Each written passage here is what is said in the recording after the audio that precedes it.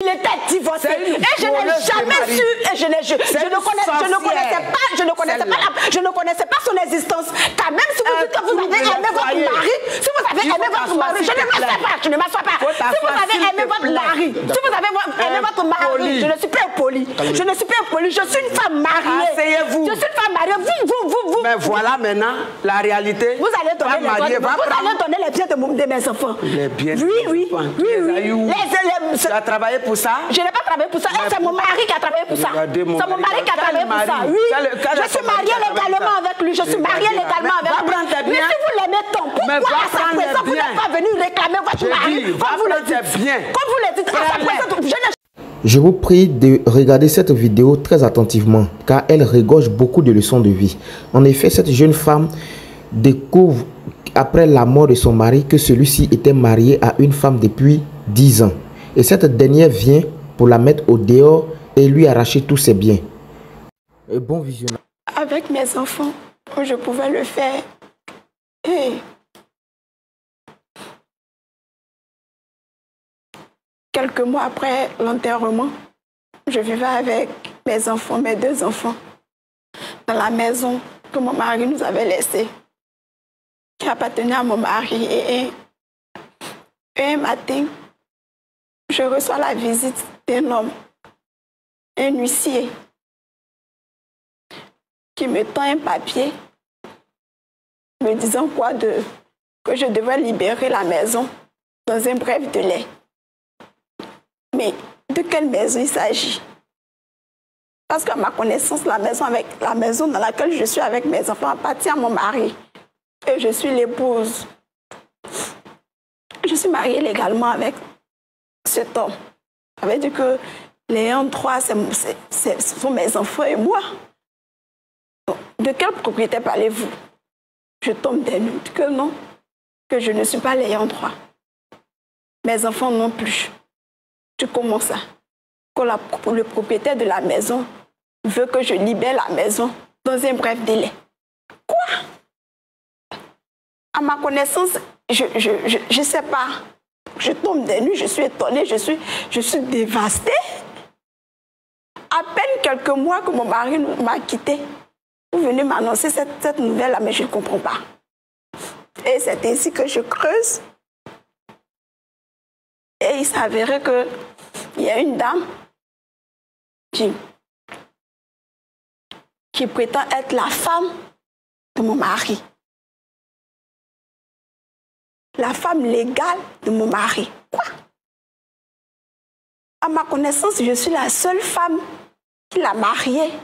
Je suis la seule épouse parce que pendant toutes ces années, je n'ai vu personne. Même aux funérailles de mon mari, je n'ai vu personne.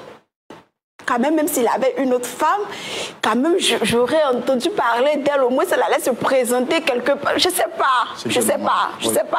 Et je suis dévastée. Je tombe des nues. Je comprends rien du tout. Je comprends rien. Et je me pose des questions et je vais voir le frère de mon mari. Je lui explique la situation. Il dit, bon, lui, il ne sait pas. Lui, il ne sait pas. Et je me réfère à mon amie. Et elle vient, je voulais aller à la justice. Parce que c'est ce qui est logique. Elle m'a dit que non, même si tu vas à la justice, tu n'auras pas gain de cause parce que elle est la femme légale du mari, de ton mari, de ton défunt mari. Donc, normalement, les papiers sont à son nom. Et si elle est venue jusque-là pour te demander ça veut dire qu'elle sait sur quoi elle se base. Je ne comprends rien. Et je vais encore vers le frère de mon mari. Et il me dit que non, à sa connaissance, mon mari avait divorcé et que vraiment il était en couple avec bon, vraiment des explications que je ne comprends pas. Et je veux aller encore là-bas. Et mon ami me dit, et c'est là, elle m'a parlé de point d'accord. Pour dire que je préfère que tu partes là-bas. Parce que là-bas, je pense que tu peux avoir vraiment la solution à ton problème avec l'aide de Dieu. Parce que je pense qu'à la justice, ça sera peine perdue. C'est ainsi que je suis arrivée ici. vraiment espérant trouver une solution à mes problèmes. Parce qu'actuellement, je squatte le salon d'une amie avec mes enfants. C'est désemparé, je sais pas où. Vous avez été expulsé de la maison? Oui, oui.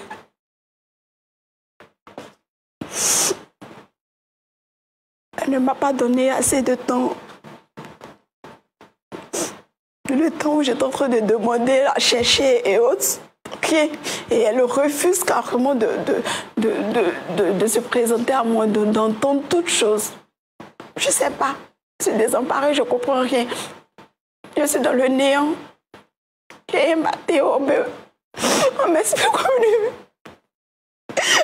vulgaire personne avec mes 2 enfants.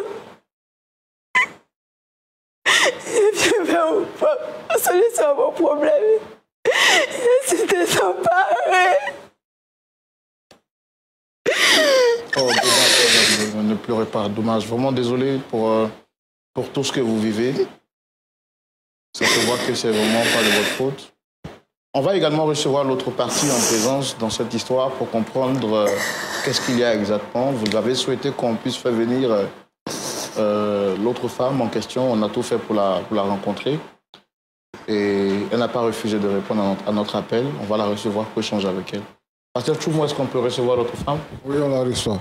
Allez, merci de recevoir sur ce plateau et Dame Michel. Salut, madame. Salut. Vous allez bien, madame? Oui, bien, merci. En tout cas, merci de répondre, à mon invitation. Je sais que vous savez également ce pourquoi j'ai demandé à ce que vous veniez ici. Je suis Roland Sambo, le pasteur Tchoumo est en face. En face, vous avez Dame Alice. Je voudrais vous demander, est-ce que c'est elle qui a souhaité qu'on ait cet échange? Est-ce que vous la reconnaissez? Ou est-ce que vous la connaissez?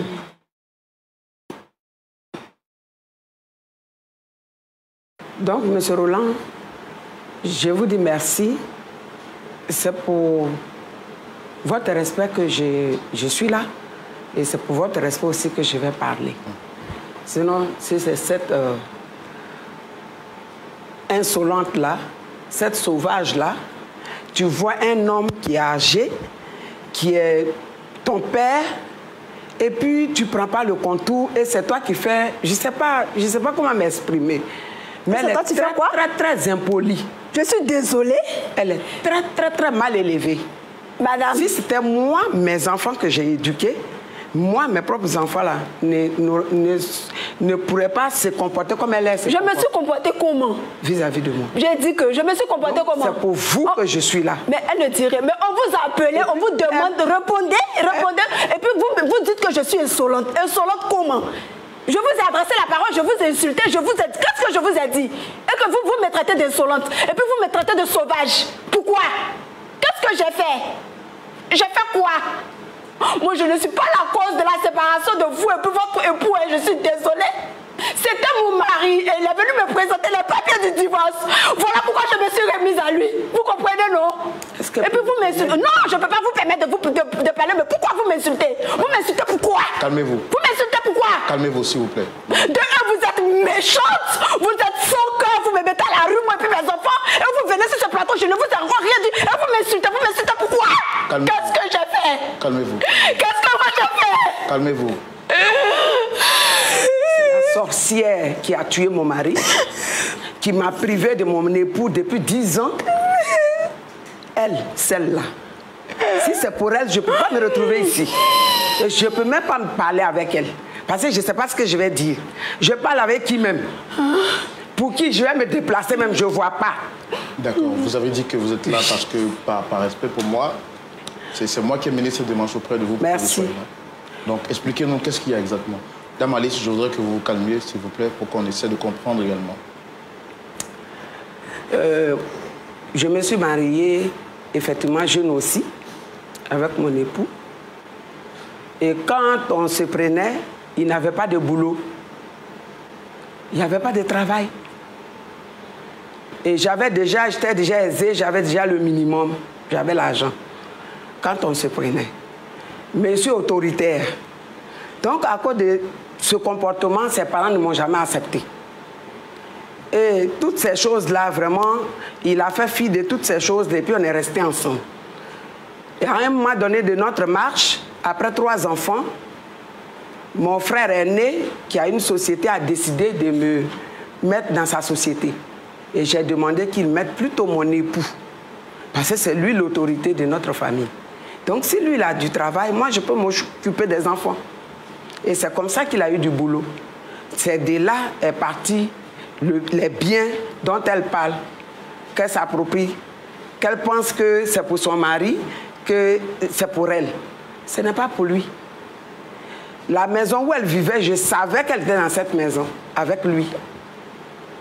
Mais je n'ai jamais parlé, je n'ai jamais réagi. C'est à mon nom, la maison à mon nom. Donc, en tout cas, j'ai vu qu'à un moment donné, le comportement de mon mari a changé.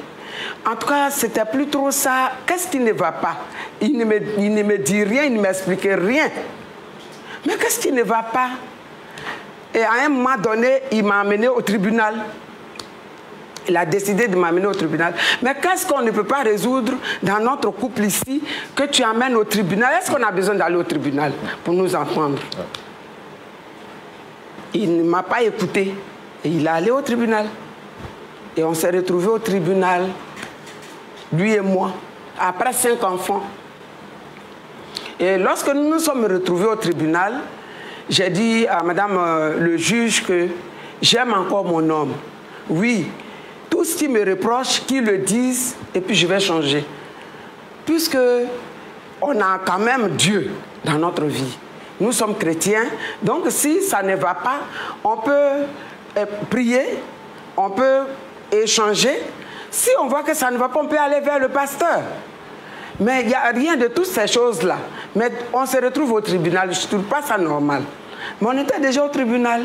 Alors j'ai dit à madame le juge que vraiment je me mets en genoux, j'aime mon mari et je veux qu'il revienne pour qu'on vienne vers le pasteur pour arranger toutes choses.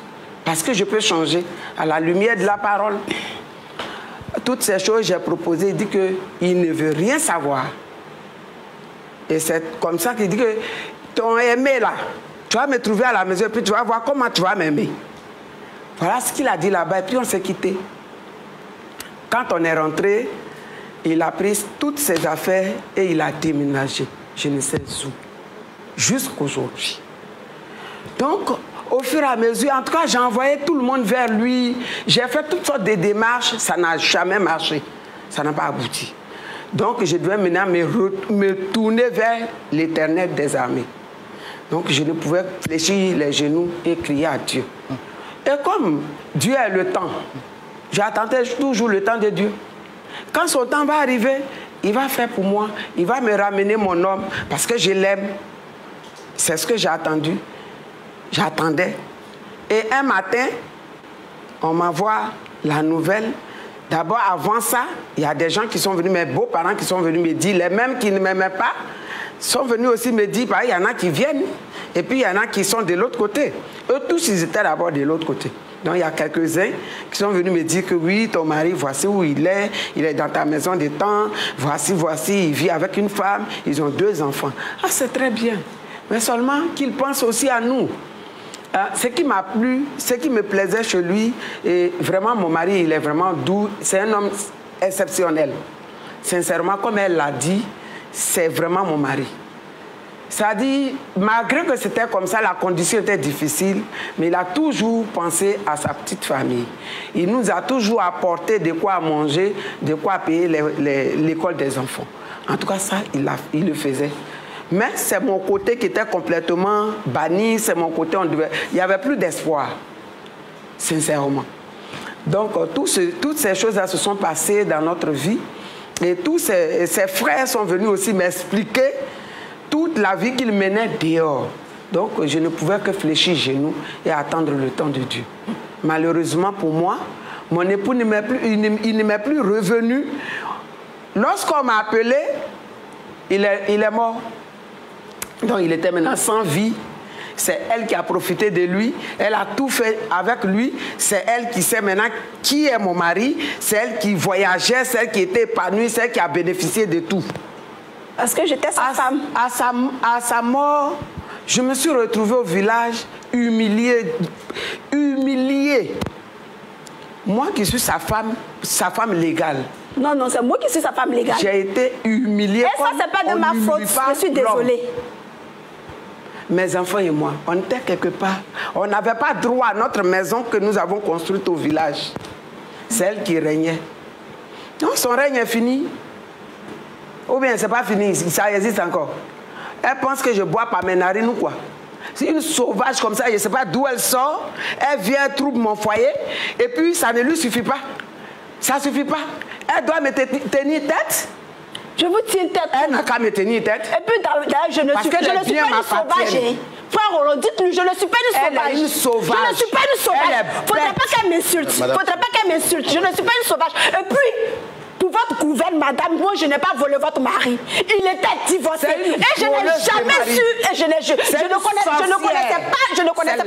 ne connaissais pas son existence. Car même si vous dites que vous avez aimé votre mari, si vous avez aimé votre mari, je ne m'assois pas. Si vous avez aimé votre mari, si vous avez aimé votre mari, je ne suis pas impolie. Je ne suis pas impolie. Je suis une femme mariée. Asseyez-vous. Je suis une femme mariée. Vous. Mais voilà maintenant la réalité. Vous allez donner les biens de mes enfants. Les biens.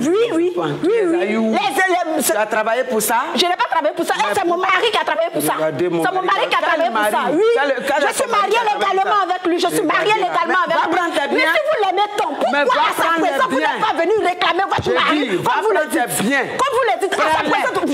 Je n'ai jamais connu votre existence. Je n'ai jamais connu votre existence. Et puis moi, je n'ai pas arraché votre mari. Je n'ai pas arraché votre mari. Lui aussi, il a pris ma jeunesse. Il a été avec moi tout le temps. Il a été avec moi tout le temps. Rien avec. Madame. Si méchante femme. C'est toi la mauvaise, la sorcière, la tueuse. Vous êtes soqueur. C'est toi. Comment vous dites que vous aimez votre mari et vous chassez tes enfants? Là-bas, j'ai pas besoin de ça.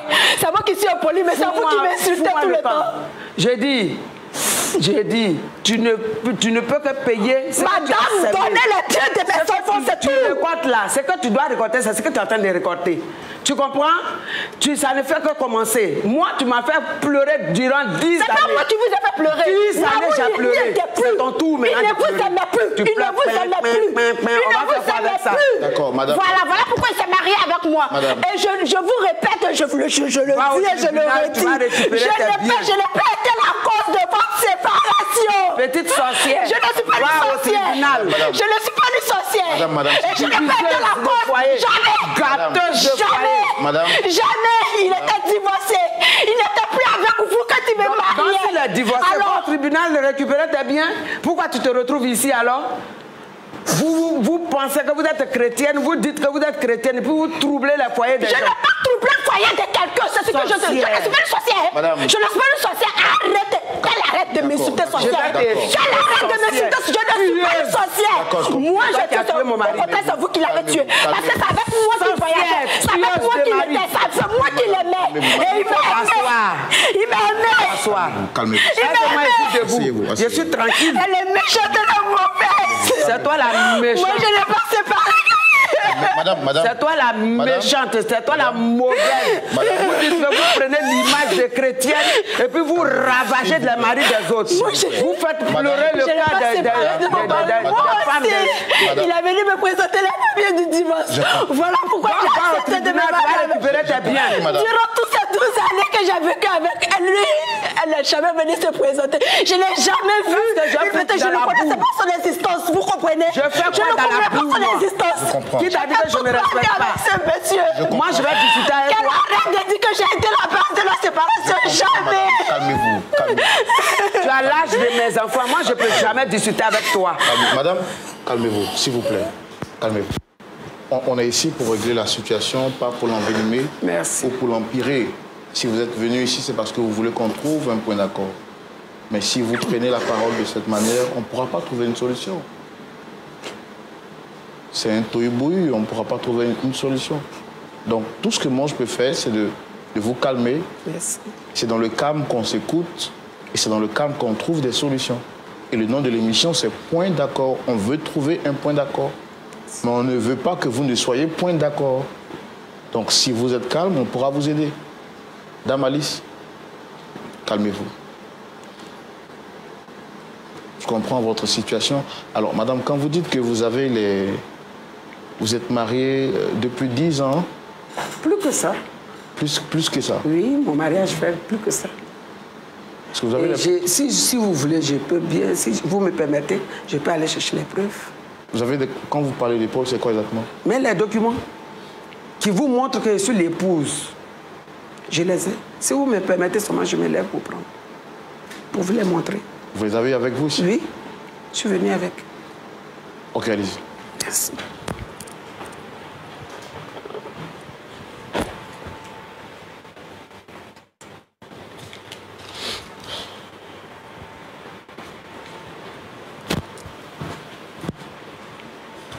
Monsieur, voici les documents. Vous pouvez les lire.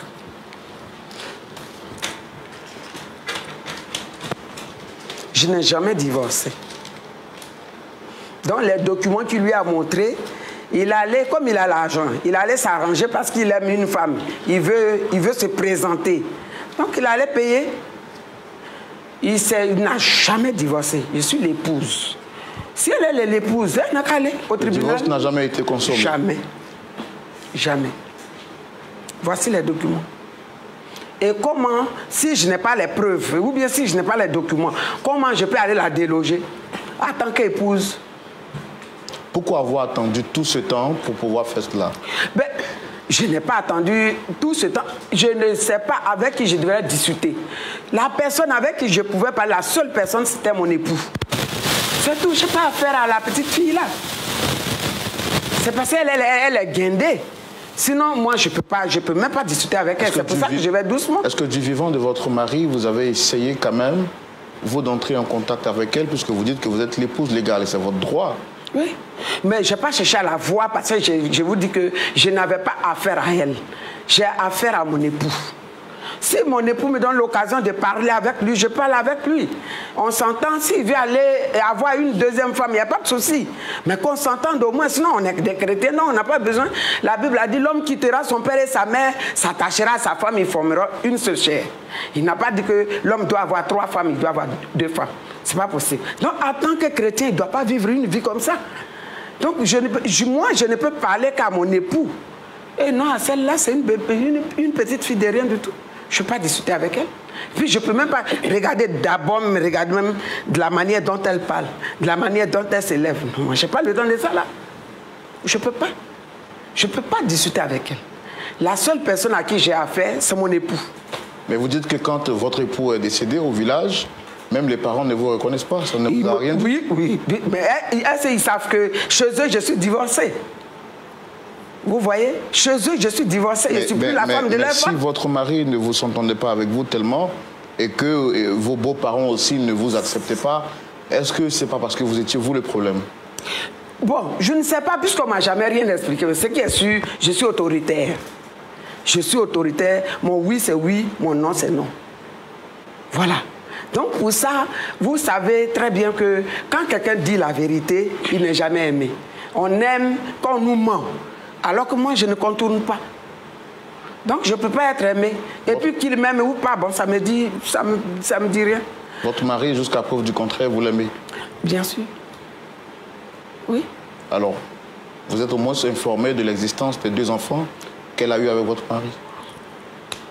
J'ai su ça au dernier moment. Puisque c'est elle qui est la femme légale, donc c'est elle qui était brandie au village. Mais vous avez demandé aux huissiers de les mettre dehors. Là, elle a 2 enfants, à sa responsabilité, à sa charge. Les enfants... Mais c'est pas moi, je n'ai fait que récupérer ma maison. J'ai récupéré ma maison. Son époux, je ne sais pas, il aurait dû lui acheter sa maison.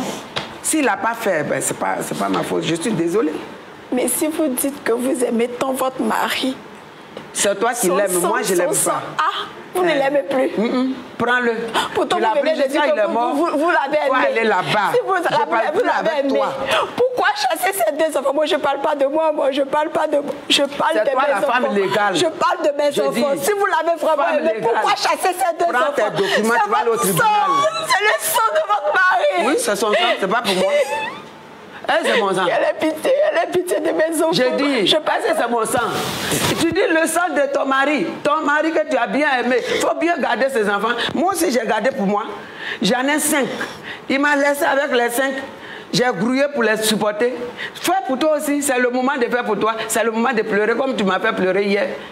Tu ne t'es pas levé tout à l'heure. Je suis désolée, je ne vous ai pas fait pleurer. Tu as besoin de grâce et puis tu te lèves comme ça. Je suis désolée, je ne vous ai pas fait pleurer. Je ne vous ai pas fait pleurer. Je suis innocente. Si tu veux encore reconnaître un peu, tu pourrais recevoir la grâce. Mais je ne vous ai pas fait pleurer. C'est ça le problème. Moi, je ne savais pas, je ne connaissais pas votre histoire. n'est même pas biblique d'ailleurs. Donc je ne sais pas pourquoi j'ai parlé avec toi. Je leur ai dit. Je ne connaissais pas votre existence. Je ne connaissais pas votre existence. Je ne te dis rien. Je dis, je ne connaissais pas votre existence. Moi aussi, de la manière j'ai prié là. Moi aussi, je suis chrétienne. Voilà pourquoi j'ai voulu. Je ne voulais pas être une briseuse de foi. J'ai vu d'abord les preuves avant de me lancer dans cette relation. Mais tes preuves, tu les as, non? Va au tribunal. Ils vont te donner ta maison. Je pense bien que tu as les documents. Hein? Si un document est sorti du tribunal et que tu n'as plus ton époux, c'est normal que tu repartes là-bas pour qu'on te donne tous tes documents et puis tu ailles récupérer tes biens. Moi, c'est pour moi là que j'ai pris. Tes biens, tout ce qui t'a présenté, c'est pour moi, c'est à mon nom. Et donc, tu sautes par rapport à quoi? Je ne fais rien avec tes enfants. Bah, je ne l'ai pas envoyé. Mais si vous dites que vous aimez vraiment votre mari et que le sang de votre mari... C'est toi qui l'aime. Moi, je l'aime. Le sang. Vous laissez les enfants dehors. D'accord. Ils sont dehors. D'accord, madame. Pitié. Calmez-vous. Pitié, si je vous demande pardon pour mes enfants. Pour mes enfants. Je me mets à genoux pour mes enfants. Pitié. Frère Roland, je suis pas... Je ne demande rien pour moi. Je ne demande rien pour moi. Je demande seulement qu'elle restitue au moins ce que revient mes enfants. Qu'elle ait pitié de mes enfants. Mes deux enfants. J'irai où avec eux? Calmez-vous, vraiment désolé, vous restez de vous couler des larmes. Pitié. Et essayez de vous rasseoir, s'il vous plaît. Pitié. Je comprends. Pitié. Levez-vous. Pitié pour mes enfants, s'il vous plaît. S'il vous plaît, madame, brassez-vous. C'est pas facile, je comprends, madame. Essayez de vous rasseoir. Essayez de vous rasseoir. Pitié pour mes enfants, je ne demande rien. Quelle est pitié de mes enfants? Prenez. Donnez-leur un peu. Madame. Oui, vous avez 5 enfants, mais ils sont frères en fait. Vous prenez vos 5 enfants et vous rejetez les autres. Ne me regardez pas. Ne me regardez pas. S'il vous plaît. Regardez votre mari que vous prétendez aimer. Et pitié des deux enfants. Madame. Je fais quoi avec mes deux enfants? Calmez-vous, s'il vous plaît, calmez-vous. Moi, je ne savais pas qu'il était marié. Moi, je ne savais pas, je ne connaissais pas votre existence. Aie pitié de moi, aie pitié de mes enfants. Moi, je ne réclame rien pour moi, je réclame seulement que les biens de mes enfants. Je comprends, madame. Ils ne vont plus à l'école, je fais comment avec ces deux enfants? Je comprends. Équipe technique, qu'est-ce qu'on pourra avoir des... Ce palais pour aider cette dame à éponger ses larmes. Vraiment désolé pour elle. Je suis vraiment désolé.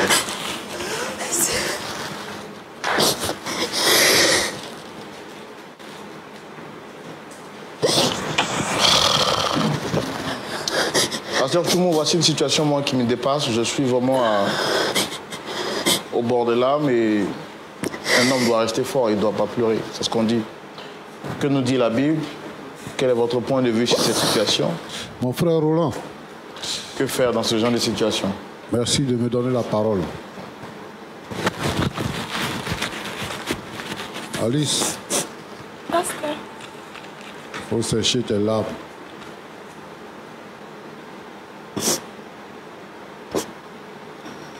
Tu sais, dans la vie où on est là,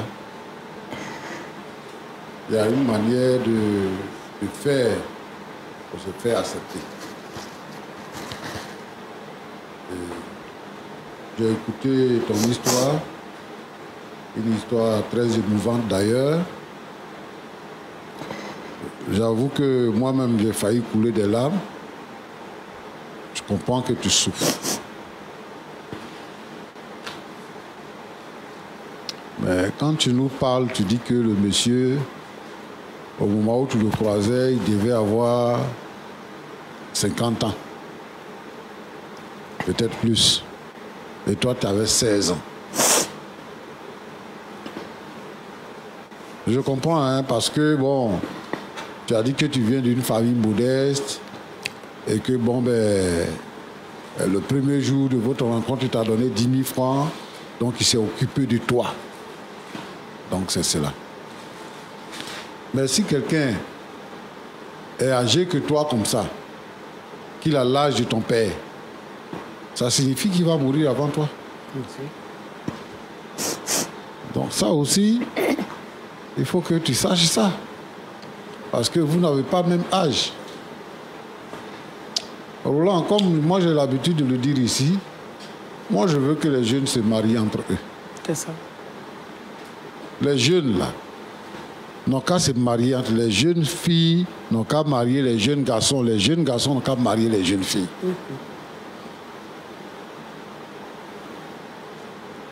Si en passant, peut-être, quelqu'un commet un acte d'adultère avec une jeune fille, vraiment ça n'a qu'à passer. Mais pour dire qu'elle va le prendre pour faire son mari là, parce que l'homme, quand il atteint 45 ans, il attend le jour du Seigneur. Hein? Bien sûr. Donc il faut que les jeunes filles le sachent. On n'a qu'à regarder les gens de leur âge. Et c'est ça qui est le problème. Il y a nos parents aussi. Le monsieur, il est marié. Vous connaissez bien sa femme et tout ça. Et parce qu'il a rencontré une petite fille, vous vous rangez du côté de la petite fille. Vous espérez gagner quoi? Et il y a beaucoup de gens comme ça dans ce pays-là qui agissent de la sorte. Ça, c'est la première chose. La deuxième chose, tu es venu nous voir. Pourquoi? Pour qu'on puisse parler à la dame, pour que la dame puisse avoir pitié de vous, toi et puis tes enfants.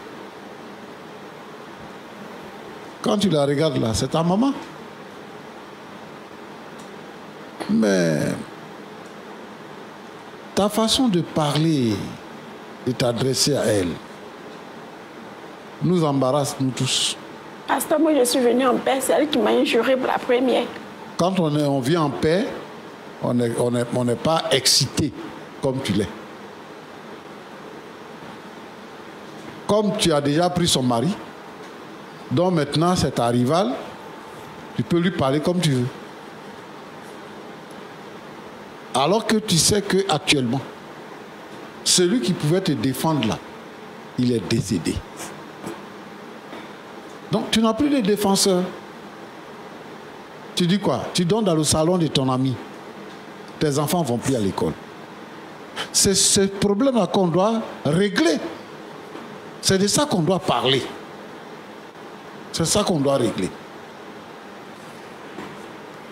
Et non pas te mettre dans tous tes états comme tu le fais.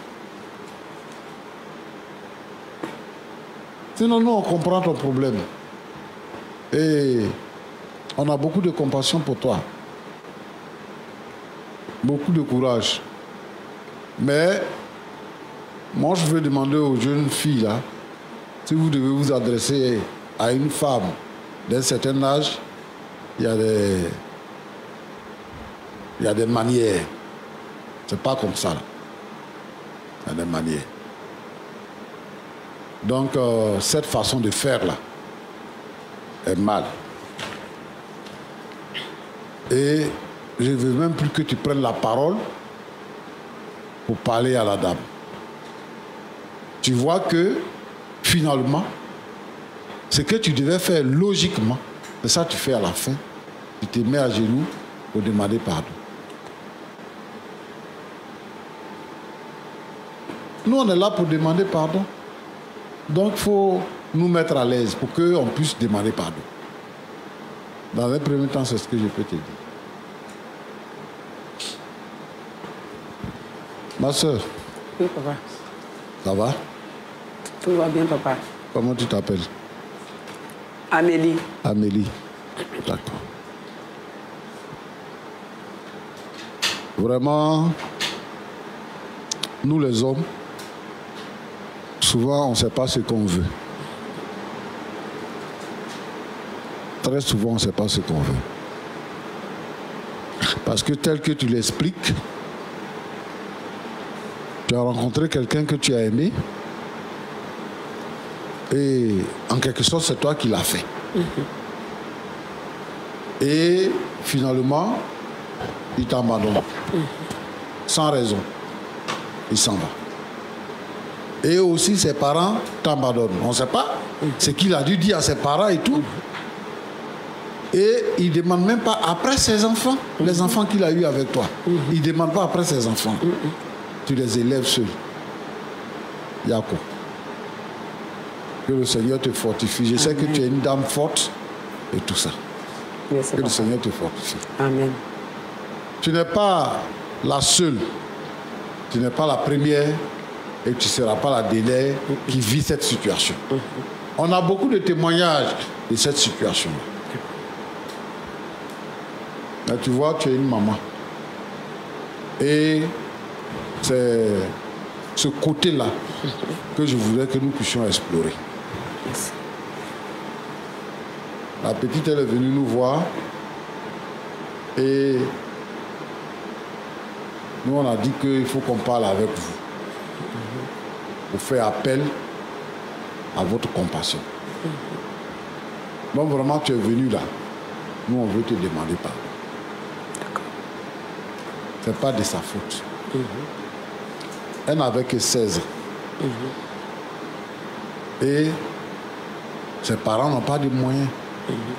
Donc, même actuellement, elle ne sait pas comment se loger. Elle ne sait pas comment c'est. Donc vraiment, il ne faut pas lui faire payer ce que ton mari t'a fait. C'est ton mari qui a mal agi. Il ne faut pas lui faire payer. Moi, je te demande pardon. Le frère Laurent et moi, on te demande pardon. D'accord. Il faut la regarder comme ta fille. Il faut penser aussi. Les enfants, là, ce sont les petits frères de tes enfants. Ce qui est passé, c'est déjà gâté. Et comme tu es une sœur en Christ, pense au Seigneur. Amen.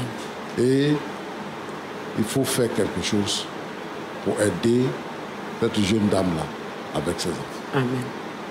Vraiment, c'est ce que je peux te demander. Que Dieu te bénisse. Amen. Je peux parler? Merci, papa. Oui, je peux dire quelque chose? Oui. En tout cas, frère Roland, pasteur Kimou, l'autre papa, en tout cas, j'ai dit merci à toute l'équipe. Je crois qu'elle a tapé à la bonne porte. Elle a tapé à la bonne porte. Sinon, si elle n'était pas venue ici, on allait s'entêter. Et puis, on allait voir comment ça allait se terminer. Mais puisqu'elle est venue vers l'Éternel, c'était mon souhait. Mon cœur était quoi? Que mon mari revienne pour qu'on continue notre marche avec le Seigneur. Même avec elle et les enfants, parce que si j'accepte mon mari, je vais toujours accepter son enfant. Donc, ça allait toujours se passer comme ça. Mais comme au début, elle a voulu suivre mes beaux-parents, c'est pour ça que je l'ai laissé faire jusqu'à la fin.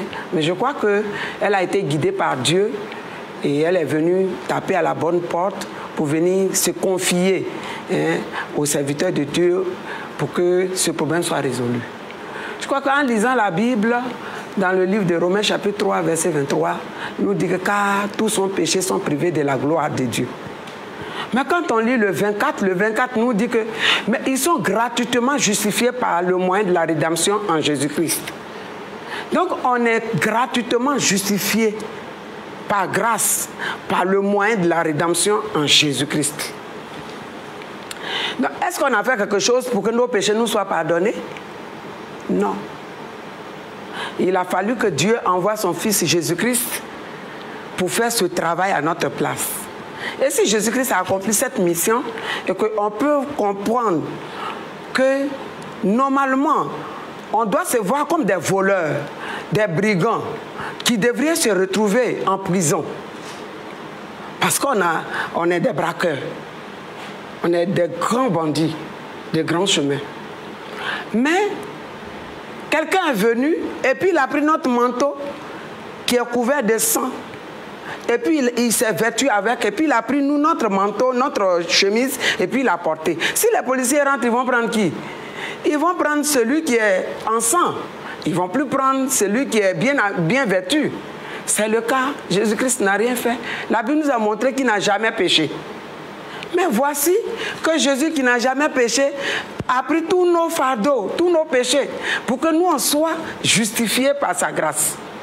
Donc, à travers ça, on doit toujours chercher à accorder la grâce. À accorder la grâce. Parce que nous aussi, à travers Jésus-Christ, on a reçu la grâce. Donc, en voyant ça, on peut accorder aussi la grâce à ma petite. Même si elle a sauté, même si elle est allée avec mon mari, si elle a eu 2 enfants avec lui, qui a fait ça? Dieu a permis. Si je peux voir Dieu qui a permis, je peux lui pardonner. Et puis, je peux la prendre, elle et ses 2 enfants. Donc, je crois que c'est ce qui va se passer. Je la prends avec ses 2 enfants parce que Jésus-Christ m'a accordé cette grâce-là aussi. Amen. C'est par ça que je voulais terminer. Merci beaucoup, maman. Merci beaucoup. Merci. Merci, maman. Merci beaucoup. Merci pour cette grâce. Pardon. Lève-toi. Lève-toi, ma fille. Merci, maman. C'est fini. C'est fini. C'est fini. C'est fini, hein? Tu es ma fille. Merci. Merci, pasteur. Père Dumont, merci beaucoup. Oh, merci. Merci beaucoup. Merci, merci, merci. Je ne peux que dire merci. Merci à Frère Kimou. Merci pour mon pasteur. Merci à Dieu. Et en venant ici, cet ami-là m'a dit que j'allais avoir la solution à mon problème. Et il s'avère que Dieu a fait toutes choses et la solution à mon problème. Oh, merci. Merci à Point d'accord, merci. Merci à toute l'équipe, maman. Merci, merci beaucoup, maman. Merci à Dieu. Moi, c'est tout ce que je fais.